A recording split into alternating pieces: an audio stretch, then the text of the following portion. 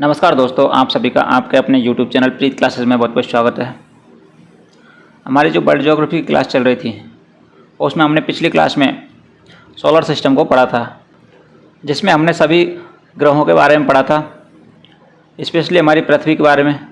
अब इस क्लास में हम पृथ्वी की जो गतियाँ हैं, जो अपने अक्ष पर घूर्णन करती है, सूर्य के चारों ओर चक्कर लगाती है, तो पृथ्वी जो है कौन कौन सी प्रकार की गति करती है उसके बारे में हम इस क्लास में पढ़ने वाले हैं। और इन गतियों से क्या मतलब अपने परिवर्तन होते हैं अपने जीवन के लिए, जो जैसे कि मौसम परिवर्तन, ऋतु परिवर्तन, एक दिन रात बनना, ये सारी चीज़ें हम इस क्लास में जानकारी करने वाले हैं। तो आप क्लास में एंड तक बने रहिएगा। चलिए क्लास शुरू करते हैं। देखिए, पृथ्वी की जो गतियाँ हैं वो दो प्रकार की हैं। एक तो है रोटेशनल मोशन, कौन सी है? अक्षीय गति या घूर्णन गति। अक्षीय गति को बोलते हैं हम घूर्णन गति, जो कि अपने अक्ष पर, ये जैसे कि इसका अक्ष हो गया और इसके यहीं पर घूमे, ये हो गई अक्षीय गति। और दूसरी है कक्षीय गति, अपनी कक्षा में परिक्रमण गति, यानी कि सूर्य के चारों ओर। ये क्या हो गया? अपना सूर्य हो गया। ये मान लीजिए अपनी अर्थ है। क्या है? अर्थ। तो ये एक इसकी खुद की ऑर्बिट है, कक्षा है, और ये अपनी कक्षा में पृथ्वी क्या करेगी? चक्कर लगाएगी, गति करेगी।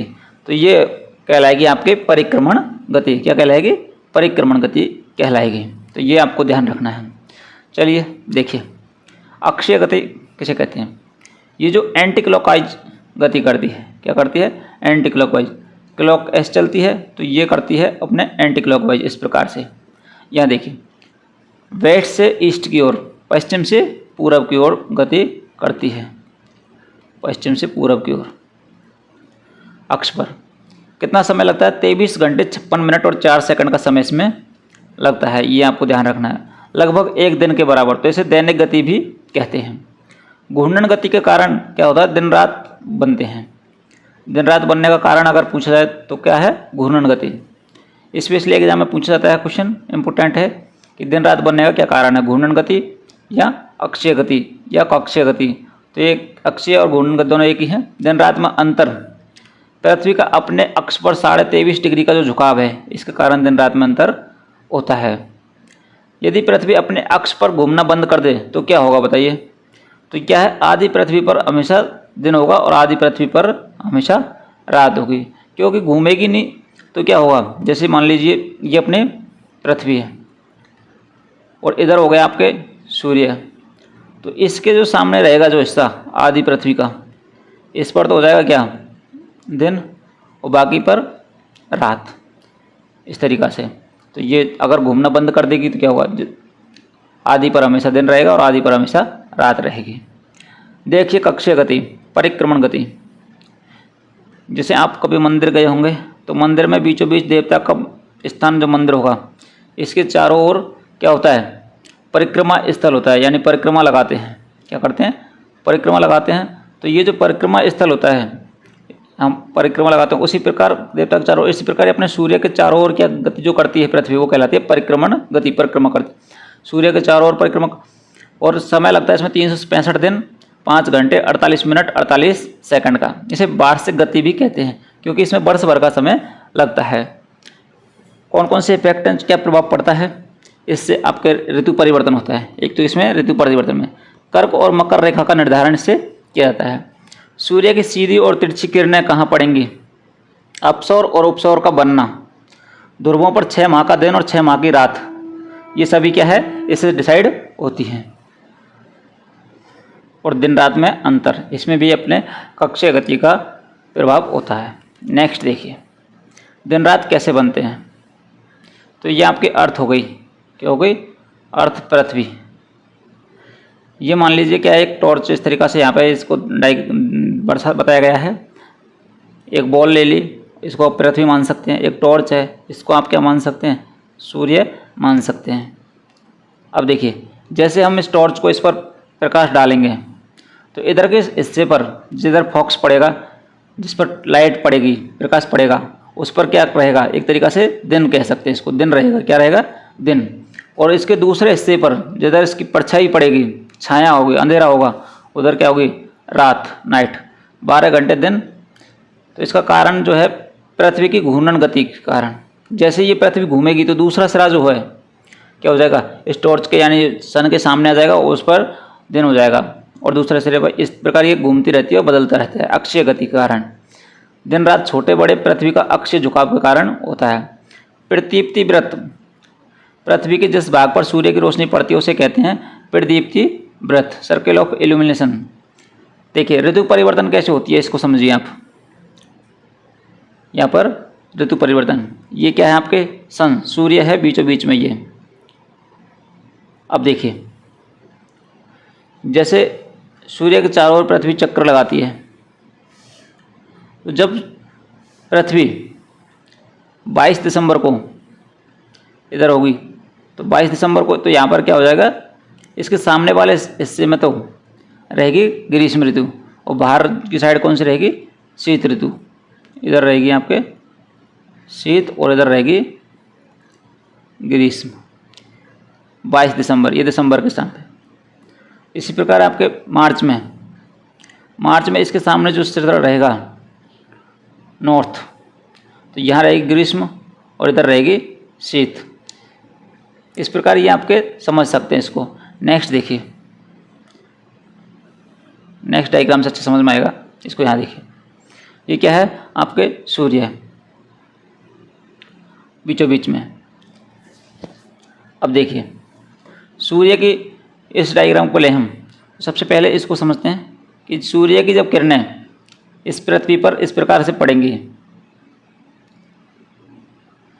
इधर की साइड ये परपेंडिकुलर जो पड़ रही हैं ये, तो इस जिधर की साइड पड़ेंगी ये नॉर्थ पोल की साइड पड़ रही हैं, तो इधर रहेगी गर्मी, क्या रहेगी, ग्रीष्म ऋतु, गर्मी रहेगी।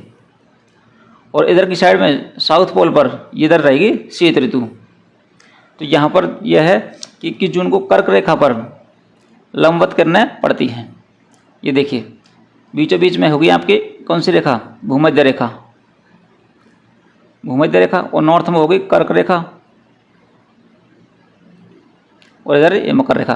तो कर्क रेखा ये वाला जो है कर्क रेखा, इस पर क्या पड़ रही है, परपेंडिकुलर बिल्कुल सीधी किरणें पड़ रही हैं, तो इधर गर्मी रहेगी, ग्रीष्म ऋतु रहेगी। एक कर्क रेखा पर लंबवत किरणें पड़ती हैं और 21 जून को उत्तरी गोलार्ध का सबसे बड़ा दिन होता है। ग्रीष्म क्रांति कहलाती है, ये ग्रीष्म संक्रांति कहलाती है। जैसे पृथ्वी घूर्णन करते हुए सूर्य के चारों ओर घूर्णन करते हुए इस प्रकार इस पोजीशन में पहुंचेगी, तो क्या होगा कि जो किरणें पड़ेंगी वो नॉर्थ पोल पर कुछ इस प्रकार पड़ेंगी। तो यहाँ पर देखिए ये जो किरणें हैं ये भूमध्य रेखा पर लंबवत पड़ रही हैं, ये भूमध्य रेखा है, इस पर क्या हो रहा है, लंबवत पड़ रही हैं। और 23 सितंबर को पूरी पृथ्वी पर एक समान दिन होगा। इसे बोलते हैं शरद विषुव। क्या बोलते हैं, शरद विषुव। 23 सितंबर को इस पोजीशन से इस पोजीशन पर जब पहुंचेगी पृथ्वी, तो ये देखिए यहाँ पर जो इसकी किरणें हैं सूर्य की, वो कौन सी रेखा पर सीधी पड़ रही हैं, ये साउथ पोल में पड़ रही हैं, मकर रेखा पर। कौन सी रेखा है ये, मकर रेखा। तो मकर रेखा पर सीधी पड़ेंगे तो ग्रीष्म ऋतु उसमें होगी, साउथ पोल में ग्रीष्म ऋतु होगी और बाकी नॉर्थ पोल में शीत ऋतु होगी।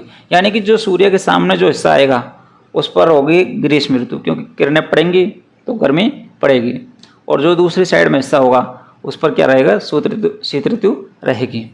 मकर रेखा पर लंबवत किरणें पड़ती हैं और 22 दिसंबर को दक्षिणी गोलार्ध का सबसे बड़ा दिन होता है। कौन सा दिन, दक्षिणी गोलार्ध का, शीत संक्रांति कहलाती है। इसी प्रकार इससे जब इसमें पहुँचेंगे घूमते हुए, तो यहाँ पर 21 मार्च को, कब, 21 मार्च को जो किरणें पड़ती हैं वो पड़ती हैं भूमध्य रेखा पर। तो भूमध्य रेखा पर 2 बार पड़ती हैं लंबवत किरणें, और 21 मार्च को पूरी पृथ्वी पर एक समान दिन होता है, 21 मार्च और 23 सितंबर।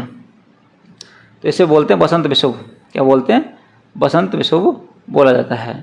उम्मीद है आपके समझ में आया होगा। और फिर इस प्रकार से ये इस तरीक़ा से एक सर्कल पूरा कर लेती है और ये सूर्य के चारों ओर चक्कर लगाती रहती है। नेक्स्ट आप इस डायग्राम से भी समझ सकते हैं इसको। यहाँ पर ये देखिए ये बीचों बीच में क्या है आपके, सन, सूर्य है, जिससे चार आपके प्रकाश किरणें निकल रही हैं और ये इसके चारों ओर पृथ्वी चक्कर लगा रही है, एंटी क्लॉकवाइज लगा रही है। आप देखिए यहाँ देखिए 21 जून को उत्तर अक्षांश उत्तरी गोलार्ध में ग्रीष्म ऋतु रहती है और दक्षिणी गोलार्ध में शीत ऋतु रहती है। ये आपका नॉर्थ है और ये साउथ है। तो यहाँ देखेंगे तो इधर जो किरणें पड़ रही हैं तो इसलिए नॉर्थ पोल में क्या होगा, ग्रीष्म, और साउथ में शीत ऋतु। इसी प्रकार आपके इस पोजीशन पर देखिए 23 सितंबर में बसंत ऋतु, बसंत विषुव, शरद ऋतु होगी नॉर्थ में। यहाँ पर 22 दिसंबर को दक्षिण अयनांत, उत्तरी गोलार्ध में शीत ऋतु होगी और दक्षिणी गोलार्ध में ग्रीष्म ऋतु होगी। 21 मार्च को शरद ऋतु होगी दक्षिणी गोलार्ध में और उत्तरी गोलार्ध में होगी बसंत ऋतु। 21 मार्च और 23 सितंबर को। नेक्स्ट देखिए, ऋतु परिवर्तन किस कारण से होता है, इसको समझिए। चेंज ऑफ सीजन, पृथ्वी का अक्षीय झुकाव, दूसरा पृथ्वी की परिक्रमण गति, सूर्य की किरणों का एक ही स्थान पर अलग अलग झुकाव होना। 21 जून को पढ़ें तो 21 मार्च के बाद में सूर्य उत्तरायण होने लगता है और उत्तरी गोलार्ध में दिन बड़े होने लगते हैं। 21 मार्च के बाद में सूर्य उत्तरायण होने लगता है और उत्तरी गोलार्ध में दिन बड़े होने लगते हैं। ग्रीष्म ऋतु का आगमन होता है 21 मार्च को। 21 जून को सूर्य की लंबवत किरणें कर्क रेखा पर पड़ती हैं और उत्तरी गोलार्ध में सबसे बड़ा दिन या सबसे छोटी रात होती है। कब? 21 जून को। इस घटना को ग्रीष्म संक्रांति या ग्रीष्म अयनांत या उत्तरी अयनांत बोलते हैं। इस स्थिति में दक्षिणी ध्रुव पर 6 महीने रात यानी शीत ऋतु और उत्तरी ध्रुव पर 6 महीने का दिन ग्रीष्म ऋतु होती है। 21 जून। 22 दिसंबर, 23 सितंबर से 21 मार्च तक दक्षिणी ध्रुव पर प्रकाश रहता है लगातार 6 महीने, और 23 सितंबर से 22 दिसंबर की अवधि को सूर्य का दक्षिणायन कहते हैं। 23 सितंबर की स्थिति को शरद विषुव ऑटोमन इक्विनॉक्स कहते हैं। 22 दिसंबर को सूर्य मकर रेखा पर लंबवत होता है। दक्षिणी गोलार्ध का सबसे बड़ा दिन होता है और ये सबसे छोटी रात होती है। यहाँ देखिए सूर्य की किरणों का क्या प्रभाव पड़ता है। लंबवत या सीधी किरणें पड़ेंगी और तिरछी किरणें पड़ेंगी। जब पृथ्वी पर अधिक गर्मी होगी, जब बिल्कुल परपेंडिकुलर सीधी किरणें पड़ेंगी तो ऊष्मा, और दोपहर में अधिक गर्मी होती है। जब किरणें तिरछी पड़ेंगी क्या होगा, तिरछी पड़ेंगी तो पृथ्वी पर कम गर्मी होगी, ऊष्मा कम पहुंचेगी। सुबह शाम को कम गर्मी होती है। 21 मार्च 23 सितंबर, 21 मार्च और 23 सितंबर पूरी पृथ्वी पर दिन रात एक समान होते हैं और भूमध्य रेखा पर आपके दिन व रात सदैव एक समान होते हैं। यहाँ ऋतु परिवर्तन नहीं होता। सूर्य की किरणें हमेशा लंबवत होती हैं और सभी अक्षांश रेखाओं पर सूर्य का प्रकाश पड़ता है 21 मार्च और 23 सितंबर को। यहाँ देखिए अपसौर और उपसौर, 3 जनवरी 4 जुलाई। उपसौर किसे कहते हैं? जब पृथ्वी सूर्य से मिनिमम दूरी पर होती है, पृथ्वी सूर्य से मिनिमम दूरी पर होती है तो उसको कहते हैं उपसौर, और मैक्सिमम दूरी पर होगी, अधिकतम दूरी पर होगी तो उसे बोलेंगे आपके अपसौर। अप यानी दूर, 15.2 करोड़ किलोमीटर दूरी पर होगी, दूरी अधिक होगी तो अपसौर, और नज़दीक होगी तो उपसौर। अपसौर पृथ्वी की सूर्य से अधिकतम दूरी, कौन सी अधिकतम दूरी जो कि 4 जुलाई को होती है वो कहलाती है अपसौर। उपसौर पृथ्वी की सूर्य से न्यूनतम दूरी 14.70 करोड़ किलोमीटर, ये आपके 3 जनवरी को होती है।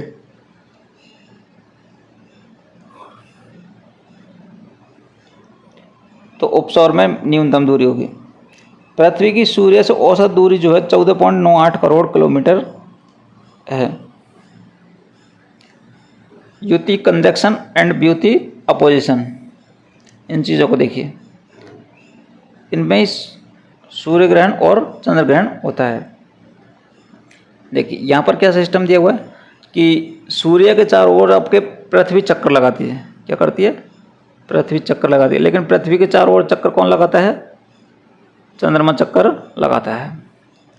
अब देखिए जैसे ये तीनों एक ही डायरेक्शन में, एक ही दिशा में, एक ही लाइन पर जब आते हैं और बीच में अगर चंद्रमा आ जाता है तो उस टाइम न्यू मून की पोजीशन बनती है, यानी कि अमावस्या होती है। और जब एक ही डायरेक्शन में होंगे लेकिन चंद्रमा जो है वो बाहरी साइड में अपोजिट में पहुंच जाएगा, बीच में पृथ्वी होगी, तो इसे बोलेंगे फुल मून। क्या बोलेंगे? फुल मून बोला जाता है।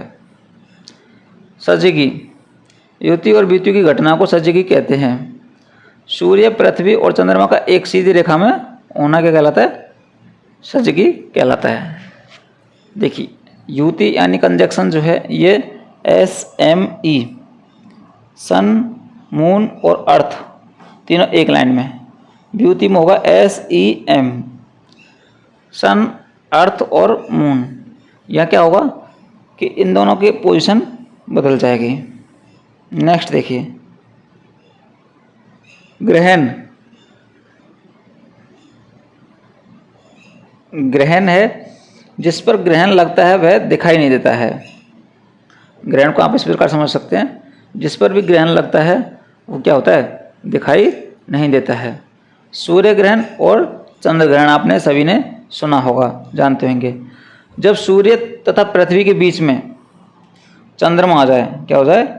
जब सूर्य तथा पृथ्वी के बीच में अगर चंद्रमा आ जाता है तो युति की घटना होने पर अमावस्या को हमेशा दिन के समय में अंशतः सूर्य ग्रहण जब सूर्य अंशतः दिखाई ना दे और पूर्ण सूर्य ग्रहण जब सूर्य पूरा दिखाई ना दे, डायमंड रिंग हीरक वलय होता है। इसको आप इस प्रकार समझ सकते हैं कि इन दोनों के बीच में चंद्रमा आ गया। क्या आ गया? चंद्रमा। तो इस चंद्रमा का जो धब्बा है, स्पॉट, सूर्य पर बनेगा, यानी कि सूर्य पूरी तरीक़ा से दिखाई नहीं देगा या अंशतः दिखाई नहीं देगा। बीच में कौन आ गया? चंद्रमा आ गया। इस वजह से तो ये कहलाएगा आपके सूर्य ग्रहण, और ये होता है आपके अमावस्या के टाइम। किस टाइम होता है? अमावस्या के। चंद्र ग्रहण, जब सूर्य और चंद्रमा के बीच में, किसके बीच में? सूर्य और चंद्रमा के बीच में पृथ्वी आ जाए, या यूँ कहें कि जो चंद्रमा है वो इसके बाहर की साइड में पहुंच जाएगा। इसके चारों ओर चक्कर लगा रहा है, लेकिन यहाँ कहाँ पहुँच गया? बाहर की साइड पहुँच गया। तो बीच में पृथ्वी आ गई। अब देखिए, जैसे सूर्य की प्रकाश किरणें पृथ्वी पर पड़ेंगी और पृथ्वी की जो छाया है वो कहाँ पड़ेगी? चंद्रमा पर पड़ेगी। तो इस प्रकार क्या होगा कि चंद्र ग्रहण होता है। द्वितीय की घटना होने पर पूर्णिमा पर होती है और हमेशा रात के समय होती है। अंशतः चंद्र ग्रहण जब चंद्रमा अंशतः दिखाई ना दे, यानी कुछ हिस्सा ना दिखाई दे, और पूर्ण चंद्र ग्रहण जब पूरा चंद्रमा दिखाई ना दे। तो ये पूर्णिमा के दिन होता है, फुल मून के टाइम पे। एक वर्ष में अधिकतम 7 सूर्य ग्रहण और 8 चंद्र ग्रहण लग सकते हैं। तो ये आपको ध्यान रखना है किस प्रकार आपके सूर्य ग्रहण होता है और किस प्रकार से आपके चंद्र ग्रहण होता है। नेक्स्ट देखिए, सुपर मून। देखिए, सुपर मून में क्या होता है कि एक खगोलीय घटना है और पृथ्वी चंद्रमा की परिक्रमा करता हुआ दीर्घवृत्ताकार पथ में करता है, जिससे चंद्रमा और पृथ्वी की दूरी व स्थिति बदलती रहती है। और सुपरमून जब चंद्रमा और पृथ्वी के सबसे नज़दीक होता है, चंद्रमा कब होता है? चंद्रमा जब पृथ्वी के सबसे नज़दीक होता है तो उस पोजीशन को कहते हैं हम सुपरमून कहते हैं। ये दूरी है मिनिमम हो गई, सबसे नज़दीक। पैरिजी पूर्णिमा, फुल मून बोला जाता है। चंद्रमा का 14% अधिक बड़ा दिखता है, 30% ज़्यादा चमकीला दिखाई देता है सुपर मून की कंडीशन में। ब्लू मून एक खगोलीय घटना है जिसका नीले रंग से कोई संबंध नहीं है। यानी कि ब्लू मून तो कहीं आप यूँ समझें कि भाई ब्लू यानी कि नीला कलर, नीला चंद्रमा, इसका ऐसा कोई संबंध नहीं है। जब 30 या 31 दिन वाले महीने में 2 पूर्णिमाएँ हों तो दूसरी पूर्णिमा वाले चांद को ब्लू मून कहते हैं। कई बार आपने सुना होगा कि 2 पूर्णिमा हैं, 2 दोज हैं, इस प्रकार तिथि डबल जब होती है तो 2 पूर्णिमा को 2 दिन जब चंद्रमा दिखाई देगा तो दूसरे दिन जो चंद्रमा दिखाई देता है दूसरी पूर्णिमा को, उसे बोला जाता है ब्लू मून। इस घटना की पुनरावृत्ति 2.5 वर्ष के बाद होती है। एक पूर्णिमा सामान्यतः 29.5 दिन की होती है। फरवरी माह में ब्लू मून कभी नहीं होता। किसी वर्ष के 2 या 2 से अधिक माह ब्लू मून के हों तो ब्लू मून वर्ष कहते हैं। जैसे 2018 ब्लू मून ईयर था। नेक्स्ट देखिए, ब्लड मून। 4 पूर्ण चंद्र ग्रहण का संयोजन ब्लड मून कहलाता है। इसे टेट्राड भी कहते हैं। चंद्रमा का रंग लाल होता है और चंद्र ग्रहण के कारण पूर्ण चंद्र ग्रहण सूर्य और चंद्रमा के बीच पृथ्वी आ जाती है। पृथ्वी की छाया चंद्रमा पर पड़ती है और चंद्रमा लाल दिखाई देता है। पूर्ण चंद्र ग्रहण एक दुर्लभ घटना है। 3 चंद्र ग्रहण में से एक पूर्ण चंद्र ग्रहण होता है। तो ये आप चंद्र ग्रहण के बारे में समझ गए होंगे। सूर्य और चंद्रमा के बीच में पृथ्वी आती है, तो पृथ्वी की जब छाया उस पर पड़ती है तो ये लाल दिखाई देता है और इसे को बोलते हैं ब्लड मून बोला जाता है। नेक्स्ट देखिए, अब पढ़ने वाले हम नेक्स्ट टॉपिक ज्वार भाटा, टाइड एंड एब। समुद्र के जल का ऊपर उठना कहलाता है ज्वार और समुद्र के जल का नीचे आना भाटा कहलाता है। समुद्र में जब लहरें जब उठती हैं तो जो समुद्र का जल है उस एकदम से ऊपर उठता है उसे बोलते हैं ज्वार, और जब नीचे आता है तो उसे बोलते हैं भाटा। अर्थ, पृथ्वी पर आपके 71% क्या है जल है और 29% जो है स्थल भूभाग है। यहाँ पर ज्वार भाटा का जो कारण होता है वो क्या होता है, सूर्य और चंद्रमा की गुरुत्वाकर्षण शक्ति, पृथ्वी का अपकेंद्रीय बल विपरीत दिशा में, तो इनके कारण क्या होता है ज्वार भाटा उत्पन्न होते हैं। एक तो सूर्य और चंद्रमा की गुरुत्वाकर्षण शक्ति और दूसरा आपके पृथ्वी का अपकेंद्रीय बल। नेक्स्ट देखिए, उच्च ज्वार स्प्रिंग टाइड और हाई टाइड, सामान्य ज्वार से 20% अधिक ऊंचा। इसका निर्माण सज्जकी की स्थिति में पूर्णिमा, फुल मून और अमावस्या को होता है। यहाँ देखिए, फुल मून युति कंजक्शन, अमावस्या न्यू मून और युति कंजक्शन। जब ये सूर्य और अर्थ चंद्रमा के बीचों बीच में हो, सूर्य और चंद्रमा के बीच में पृथ्वी हो, तो पूर्णिमा पर ये आपके युति उत्या है और अमावस्या को चंद्रमा और पृथ्वी के बीच में सूर्य और पृथ्वी के बीच में चंद्रमा बीच में आता है, तब ये आपके अमावस्या होती है। नेक्स्ट देखिए, ये आपके यहाँ पर दिया हुआ है, देखो पुल ऑफ मून, ये total bulge, spring tides, new moon और अर्थ, सन, सूर्य और पृथ्वी के बीच में क्या आ गया, चंद्रमा आ गया, तो ये कहलाएगी न्यू मून की कंडीशन। सूर्य और पृथ्वी, ये हो गया आपके सूर्य और पृथ्वी, अर्थ जो है, ये अर्थ किसके बीच में आ गई, चंद्रमा और सूर्य के बीच में, तो ये कहलाएगी आपके पुल ऑफ मून। ये इस प्रकार आप इसको देख सकते हैं, समझ सकते हैं। यहाँ देखिए, निम्न ज्वार नीप टाइड, सामान्य ज्वार से 20% कम होता है। चंद्रमा कृष्ण पक्ष की सप्तमी और अष्टमी को और शुक्ल पक्ष की सप्तमी और अष्टमी को, कृष्ण पक्ष सप्तमी और अष्टमी को, ये आपके सूर्य हो गया और ये आपके अर्थ हो गई। 90% 90 डिग्री एंगल पर जब मून आ जाएगा, चंद्रमा आ जाएगा, तो शुक्ल पक्ष में सप्तमी और अष्टमी को ये आएगा। कब आएगा, शुक्ल पक्ष में। सॉरी, आप देख लीजिएगा, आप इसको, ये शुक्ल नहीं है, क्या है, शुक्ल पक्ष।